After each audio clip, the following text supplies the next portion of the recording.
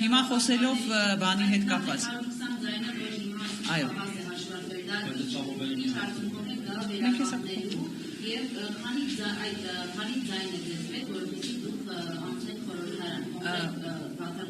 120 երբ խոսում ենք 120-ի մասին, դրանք արդեն իսկ արձանագրված ձայներն են, որոնք որ երևում են ընտրատեղամասերի արձանագրությունների քաղվածքներում։ Հիմա այդ քաղվածքները ներկայացվել են կենտրոնական ընտրական հանձնաժողով եւ որպեսզի ճշգրտումները կատարվեն։ Այսինքն սա այն դեպքերն են, երբ մենք ինքներս համադրելով մեր ձեռքի տակ եղած արձանագրությունների քաղվածքները եւ կենտրոնական ընտրական կայքում տեղադրված ցուցակները գտել ենք այդ անճշտությունները եւ այս անճշտությունների ուրեմն ուղղման պարագայում ձայները բավարարելու են, որպեսզի իրենց նշած այդ 00 փոստը չեմ հիշում բանը։ Խոսքը վերաբերում է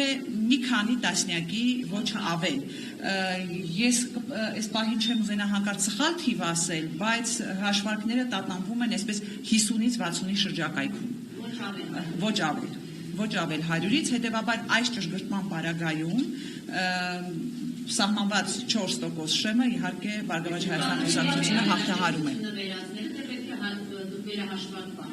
Մենք նաև վերահաշվարկներ ենք պահանջել մի շարք ընտրատեղամասերում։ Այս քաղվածքները, այո, նաև այդ տեղամասերում մենք վերահաշվարկներ ենք պահանջում, այդ եւ մի շարք այլ ընտրատեղամասերում։ Բայց այս քաղվածքները հնարավորություն են տալիս ճշգրտել ուրեմն կազմված իրենց ցուցակները եւ դրա արդյունքում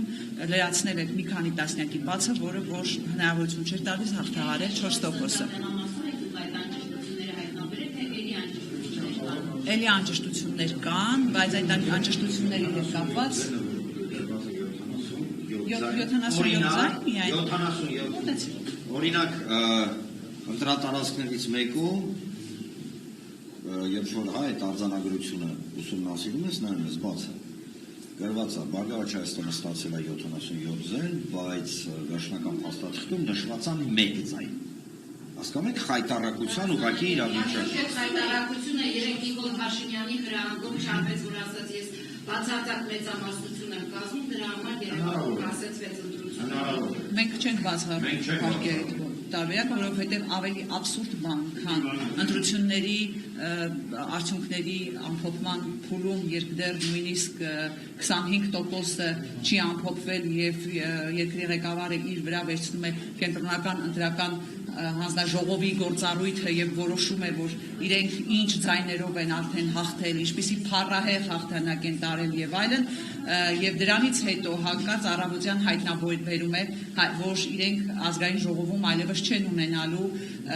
կարևոր որոշումներ կայացնելու համար բավարար ձայներ, դրանից հետո տեղի է ունենում Բարգավաճ Հայաստան կուսակցության ձայների, այսպես ասած, կորուստը։ Իհարկե, դա դրա հետ կապելու հիմնավոր պատճառներ եւ հիմքեր մենք ունենք։ Ձեր կուսակցությունը ուսումնասիրել է օրինակ մասնակիցների եւ տոկոսների հարաբերակցությունը կենտրոնական ընտրական հանձնաժողովը եւս սխալ է ներկայացրել, ըստ այդ հարաբերակցության Փաշինյանը կամ իշխանության ձայները տոկոսով հենց այդքան չեն ավելի նրբացել։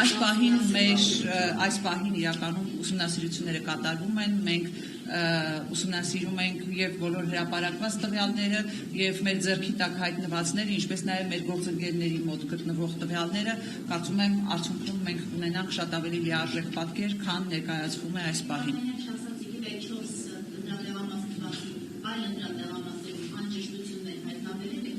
Պրոցեսի մեջ ենք, այս պահին այն ինչ որ ունենք ձեռքի տակ, դրանք արդեն տրամադրել են։ Բայց այլերում ուսումնասիրությունները իհարկե ընթանում են։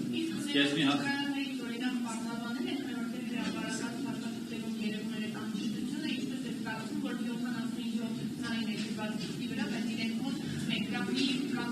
Այսպես ասենք, մենք այս պահին ներկայացրել կենտրոնական ընտրական հանձնաժողով եւ սպասում ենք այդ անճշտությունների ուղղմանը, ինչպես նաեւ բարձրաբանմանը, թե ինչպես են տեղի ունեցել այդ անճշտությունները։ Այվազովսկի, Ռեմբրանտ